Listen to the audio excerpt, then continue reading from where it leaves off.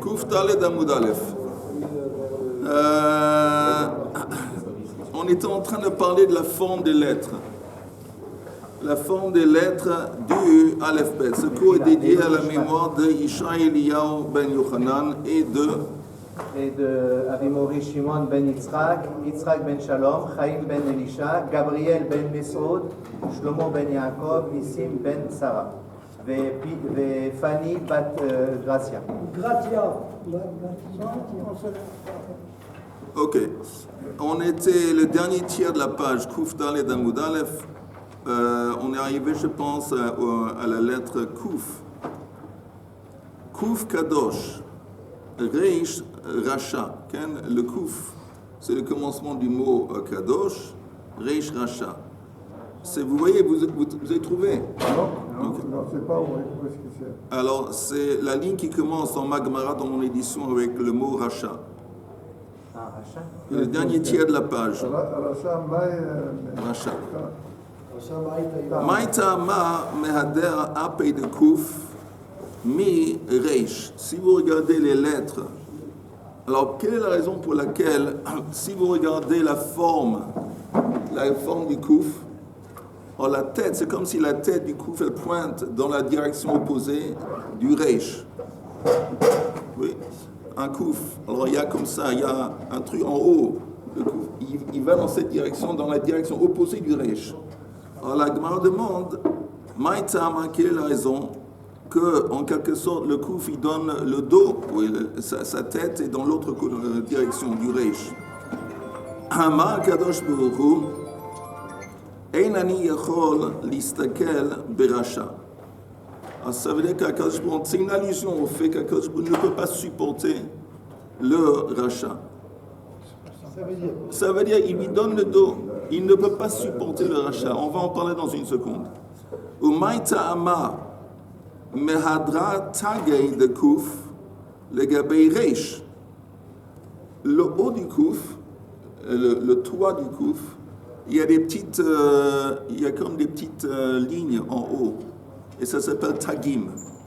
Vous savez de quoi je suis en train de parler? Il y a des lettres, vous voyez en haut des lettres, il y a des petites lignes qui montent. Alors, ces petites lignes, ça s'appelle tagim. Pourquoi les tagim du Kouf, ils sont du côté du Reish? Okay? Je répète. Umay ta'ama mehadra tagay de Kouf le gabei Reish. Amar HaKadosh Baruch Hu im choser bo ani kosher lo keter kamoti. Parce que c'est une allusion à l'idée que si le rachat Choserbo, il fait tchouva, je suis prêt à lui couronner. C'est pas simplement que je l'accepte, je suis prêt à lui donner des ktarim, des couronnes. Umaytama karei de kouf tluya.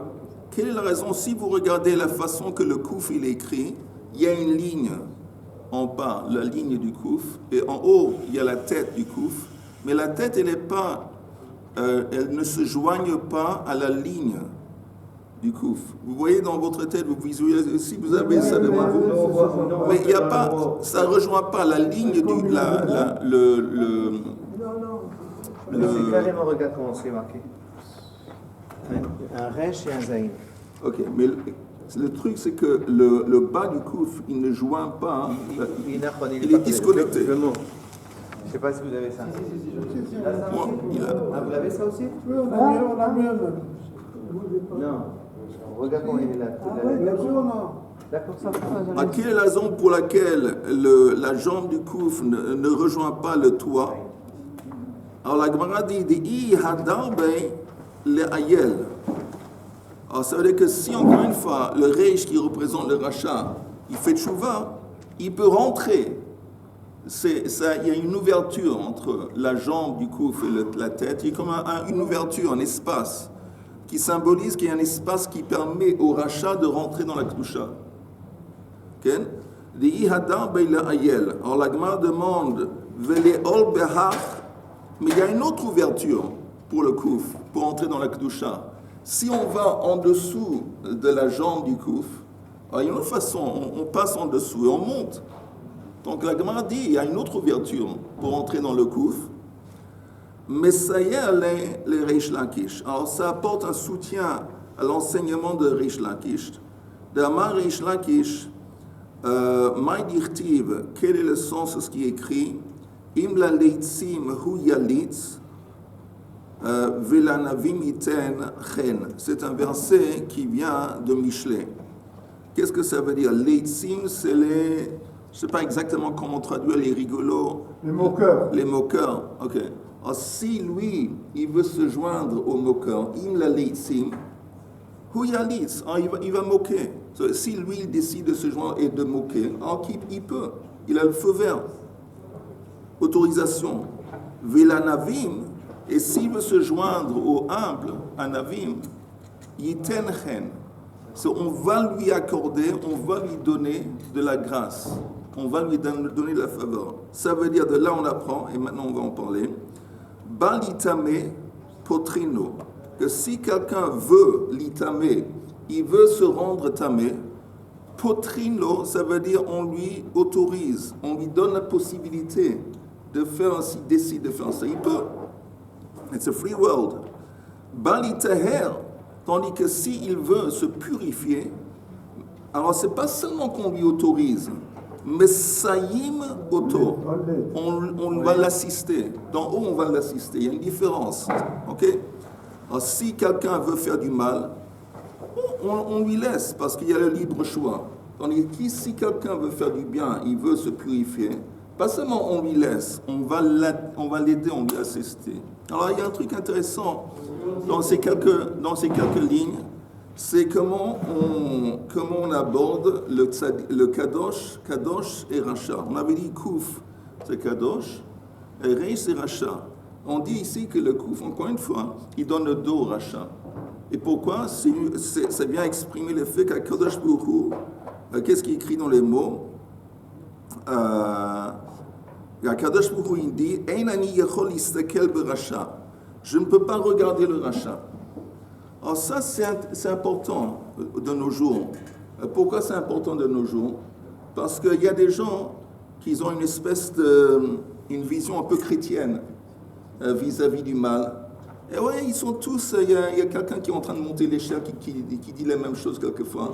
C'est tous Am Israël, il dit, c'est tout ça, c'est Am Israël, c'est Kadosh, c'est tout ça. La Gemara ne dit pas comme ça. La Gemara ne dit pas comme ça. Et pas seulement les sages, ils ne disent pas comme ça. S'il y a du mal, alors Akadosh il ne supporte pas. Et il y a des gens qui disent, entre autres, moi aussi un petit peu, mais Tinok Shenishba. Il y a un concept Tinok Shenishba. C'est quoi un Tinok Shenishba? C'est quelqu'un, un bébé qui a été kidnappé depuis qu'il est bébé, donc avant qu'il ait une prise de connaissance par les goïms, il a été élevé sans savoir, sans comprendre. Alors si lui, il va aller halal Shabbat, si lui il va profaner la Torah, on ne lui en veut pas parce qu'il ne sait pas.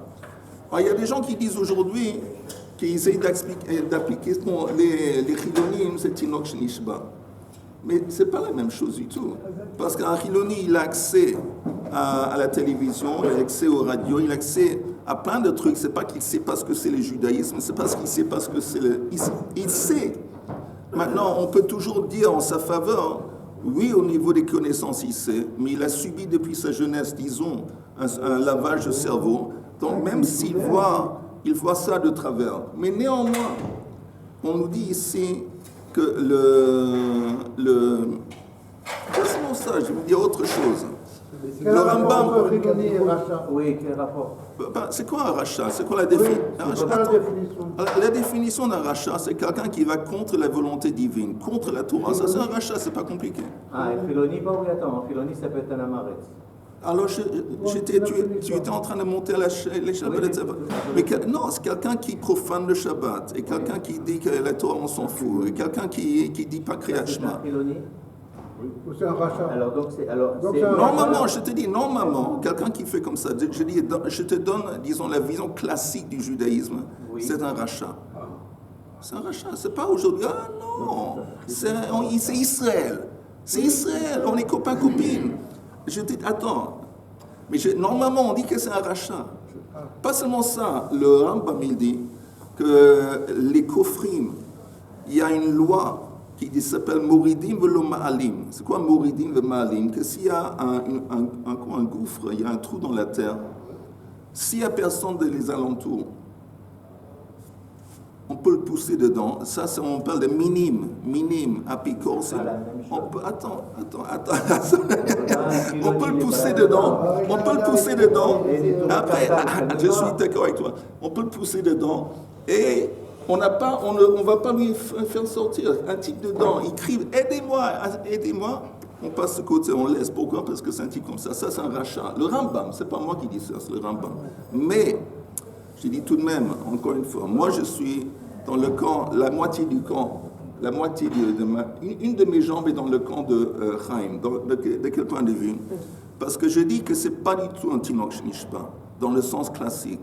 Tu peux pas prétendre ou dire qu'un Chiloni c'est quelqu'un qui sait pas ce que c'est le judaïsme, il n'a jamais entendu parler de Shabbat ou de Torah. Tu peux pas. Chaque Chiloni, chaque enfant, il sait ce que c'est. Mais tu peux dire, moi je pense, qu'il a, même quand il sait qu'il y a des religieux, il les voit d'une façon à les charidim, il les voit d'une façon, il a subi un lavage de cerveau, et peut-être, c'est de plus en plus difficile de le dire parce que les kippot srugot, justement, ils font partie de la société israélienne, ils sont tous très religieux, alors c'est de plus en plus difficile de dire Tinoch.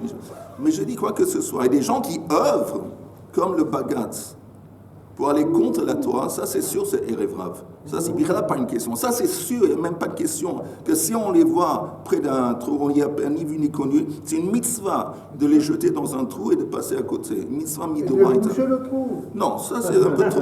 On les laisse. Ça c'est Erev Rav.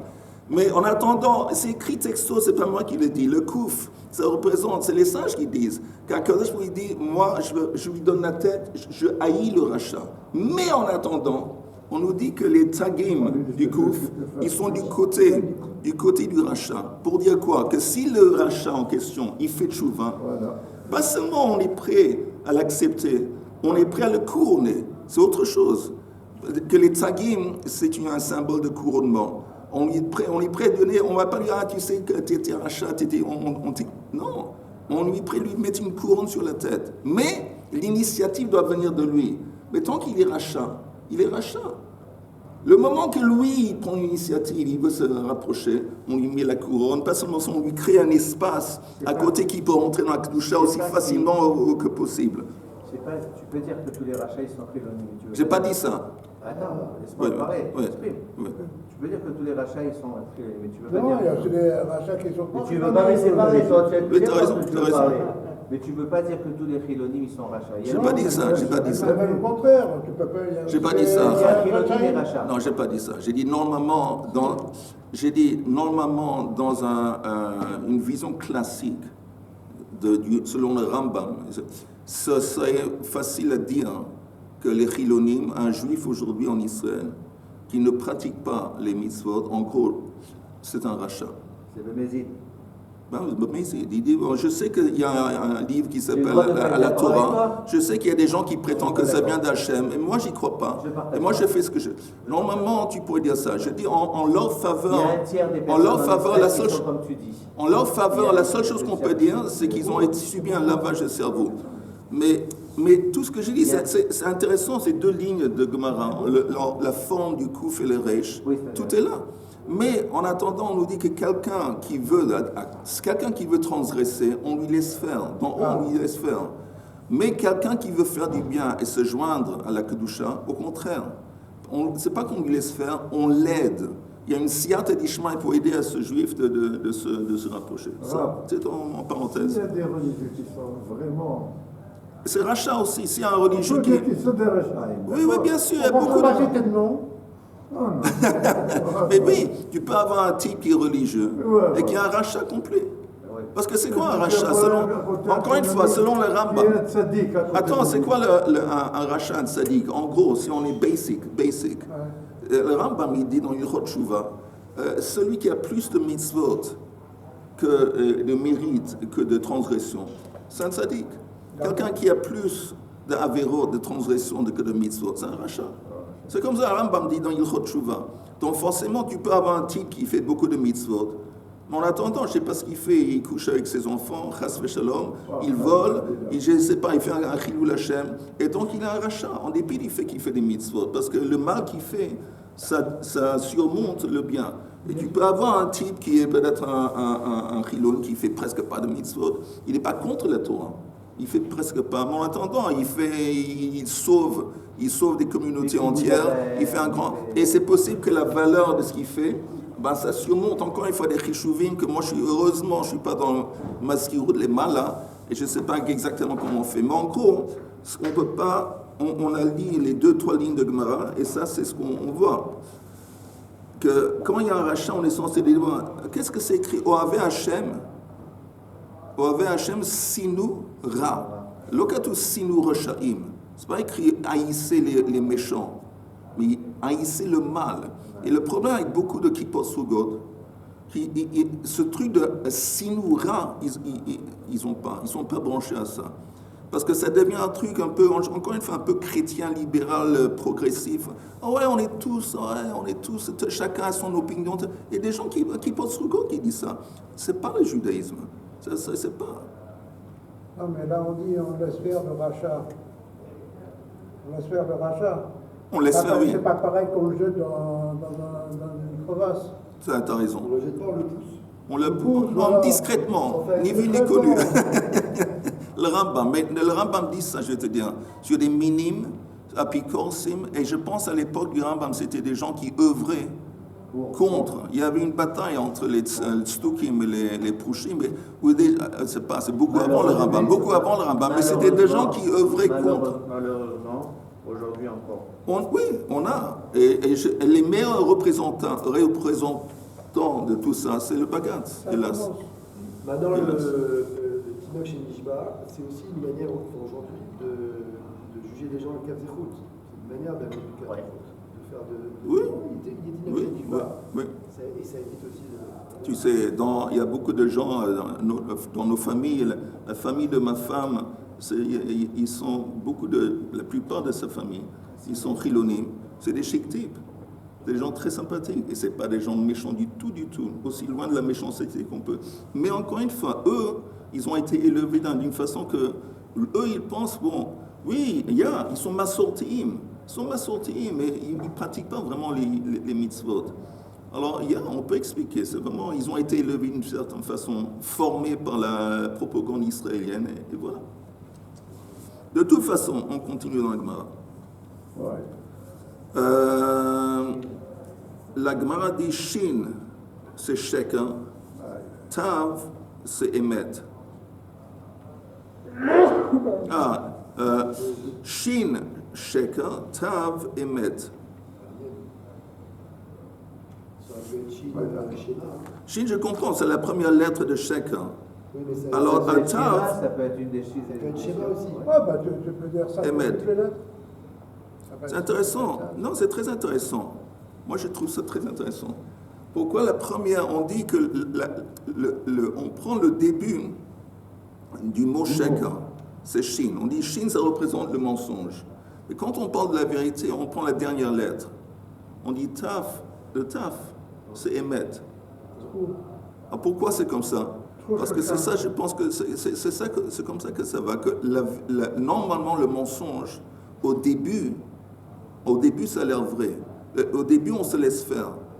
Mais à la fin, on comprend, tout le monde comprend. À la fin, quand on a subi le mensonge, on voit que ça, c'était bidon, ça, c'était terrible, ça, c'était vraiment le mensonge. Mais au début, le mensonge, il nous tend la patte, il nous fait trébucher au début. Donc, le shin, qui est au début du mot, c'est ça. Tandis que émet, comment on arrive à comprendre que ça, c'est la vérité? Normalement, à la fin. À la fin d'une vie, on peut regarder, après que quelqu'un a vécu une vie, il peut dire à la fin, maintenant je comprends qu'est-ce que c'est la vérité. C'est possible que c'est pour ça que la lettre qui représente Emet, c'est la dernière lettre du mot, tandis que la lettre qui représente le mensonge, c'est le début de chaque. Quoi que ce soit. Comme on avait vu aussi quand on regarde les lettres, que le Shin, rien n'est stable. Le Shin, il a fait, c'est exactement. Alors que l'Emet, le Aleph, il a sa position. Il a fait. Le Mem, il tient bien. Le Taf, il a les deux pieds. Il a fait. C'est exactement ce que la Gemara va dire. Maïta'ama, d'abord, quelle est la raison pour laquelle Sheker Mekarvan Mile? Pourquoi les lettres de Sheker sont joints ensemble? Pas dans l'ordre, mais ils sont joints ensemble, Sheker. Il y a d'abord, il y a Kouf, non, dans le Aleph Bet, il y a Kouf, après il y a Reish, Kouf Shin Resh. et Kouf, Shin c'est quoi?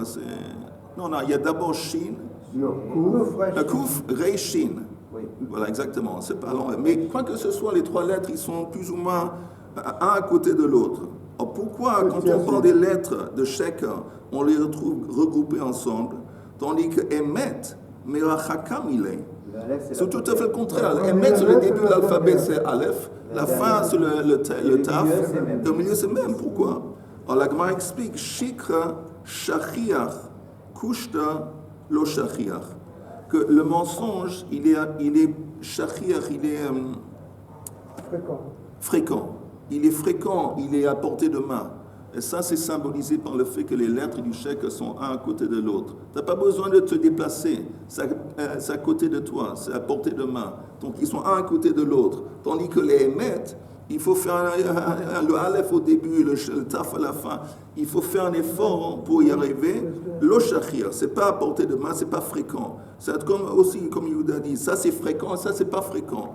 Le mensonge, c'est fréquent, la vérité, pas du tout. Vehemet, mais la ban, dans les mots, c'est quoi Vehemet, mais la ban? Ah non, on n'est pas encore arrivé. Maïtama, Shikra, Achada, Kare, Kai. Pourquoi les trois lettres de Sheker, ils sont basés sur une jambe? Ken le Shin, si on tresse le Shin, il est pointu en bas. Il y a comme si c'est basé sur un point. Le Kouf vient sur une jambe et le Reish aussi c'est basé sur une jambe. Tandis que Ve'emet melaben labune, comme Chaim avait dit, les lettres du Emet, ils sont stables. Regardez la forme. Il y a une base pour chacune des lettres. La raison est Kushta Kai. La vérité, elle est établie. Shikra Lokai. Le mensonge n'est pas établi. Ça veut dire, un des critères pour reconnaître, reconnaître, c'est quoi stable? Qu'est-ce que c'est stable? C'est quelque chose qui dure. Si une maison, elle est stable, ça veut dire que cette maison, elle va durer, elle va tenir le coup parce qu'elle a des bases, elle est stable. Si quelque chose n'est pas stable, ça ne va pas tenir le coup vis-à-vis du temps. Et ça, c'est un des critères pour repérer le mensonge et la vérité, c'est le temps. Par exemple, la fameuse grande marloquette entre les Tztukim et entre les Prushim, au temps du deuxième temple. Alors, aujourd'hui, on peut voir que la vérité, c'est avec les Prushim. Parce qu'on voit que leur vérité, leur conception des choses, des Prushim, elle a tenu le coup, elle est stable. Tandis que les Tztukim, après un peu de temps, ça a disparu. Un des critères, encore une fois, pour repérer c'est si ça tient le coup. Si c'est une idée qui tient le coup.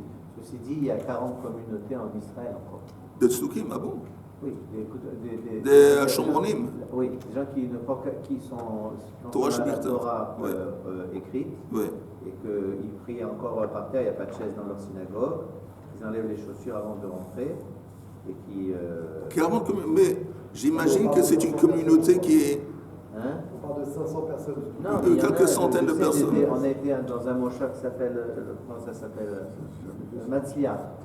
Il y avait une communauté bien de chez nous, comme marocaine, comme ça, avec c'était Haredi, je veux dire orthodoxe.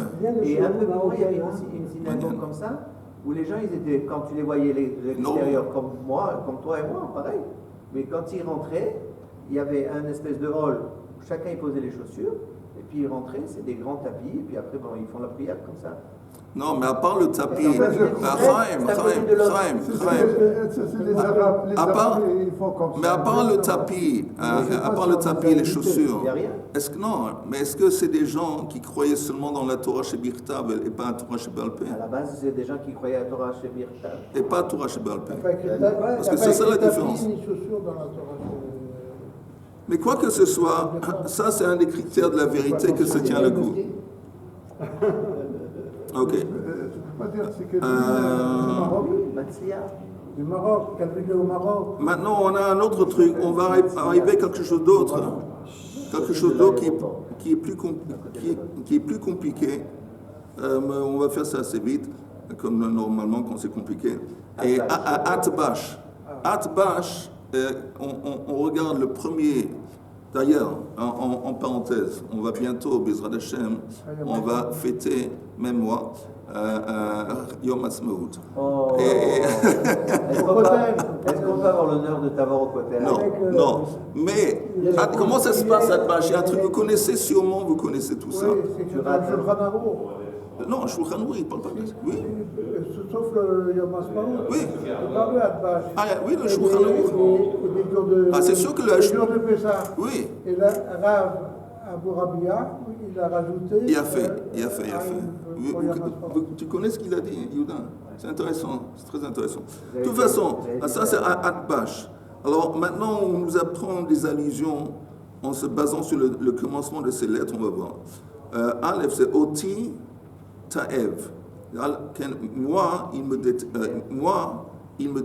Il y a un juif que Chasvechon déteste Hachem. Et à vélo. Alors, est-ce que moi, je vais le détester aussi? Rachid dit que c'est une question rhétorique. Il y a d'autres qui disent que non. C'était une constatation. Lui, il me déteste, alors je le déteste aussi. Mais il y a une autre... Mais c'est Hachem qui parle. Oui, c'est Hachem. Qui dit Oti Ta'ev Atavelo. Maintenant, Bet Shin, Bi Lo Chashak. Alors le Shin, Shmi Yachulalav, est-ce que mon nom va être posé sur lui? Gimel Reish, Gufo Time, il a rendu son corps impur. Et Rachem Alav, ça c'est le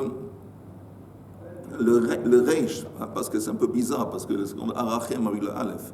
Mais Rachem, est-ce que je vais prendre pitié de lui? Dans les Kouf, dans Totaï Na'al, il a fermé les portes de mon temple. Karnav lo agade, est-ce que je vais pas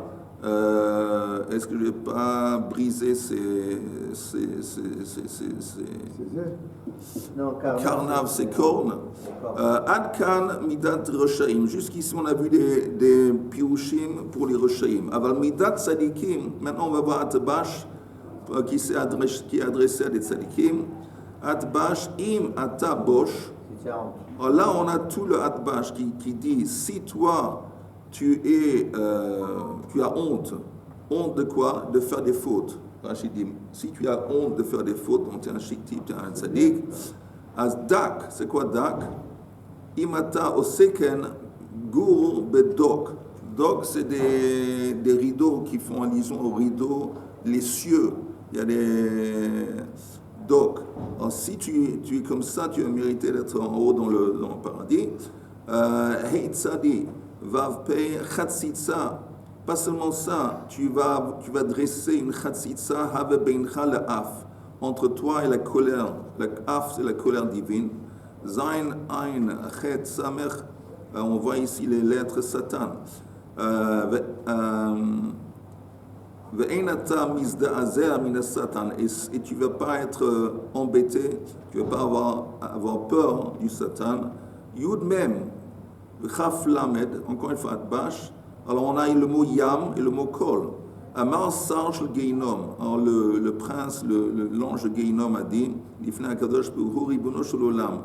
La yam kol.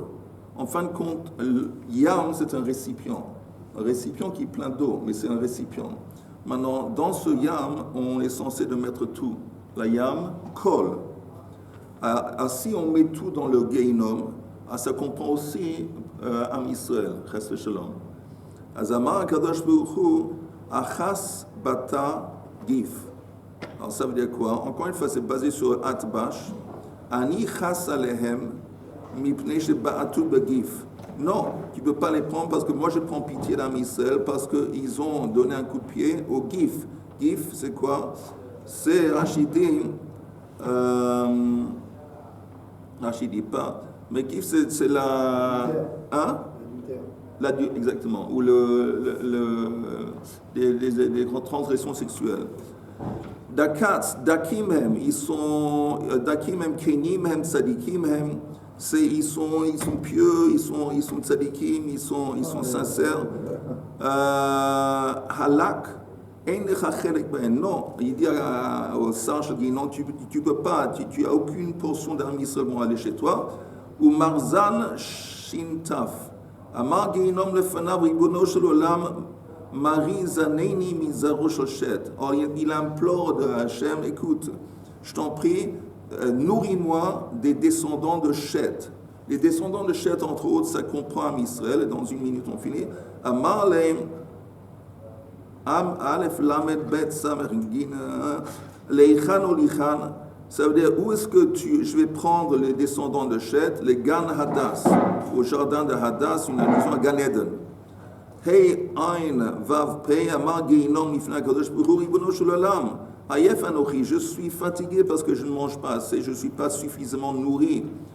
Zatz le Chet Kuf, alors c'est une allusion à quoi? Halal Zaro Shel Yitzchak Tet Reish Yud Shin Chaftaf Tar Yesh Li Kitot Shel Ovdei Kochavim Shani Noten Lecha.